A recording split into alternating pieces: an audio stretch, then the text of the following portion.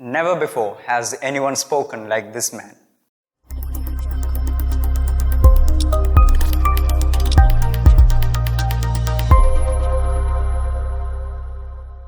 In today's gospel, when the officers who were sent to arrest Jesus comes back empty-handed and the chief priest asks them why they failed to arrest him, they answered, "Never before has anyone spoken like this man."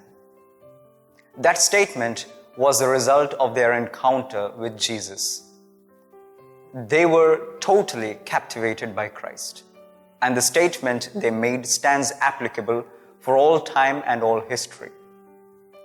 None of the great philosophers, none of the founders of the world's religions, none of the world's greatest writers or wise men have ever spoken as Jesus has spoken. This was for the simple reason that Jesus was and is the wisdom of God. The very first chapter of the Gospel according to St. John describes Jesus as the Logos, the Word of God, the wisdom of God. Saint Athanasius would say that this Logos is the divine, eternal, uncreated, ever-existing second person of the Trinity. Jesus is this very Logos which was made flesh and dwelt among us. Jesus did not just impart wisdom to us, but he himself is the incarnate wisdom of God. That is why many who heard the words of Jesus were quite fascinated. They were convinced that he is not like any other rabbi or teacher. He was quite different from all other wise men. However, not everybody made the same conclusion about Jesus. Some thought that he is the Messiah, while others called him the prophet. Some of them even wanted to arrest him.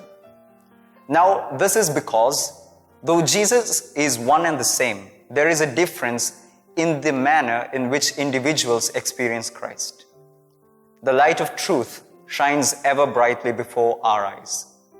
Some are completely open to it, some accept it partially, while some resist it totally.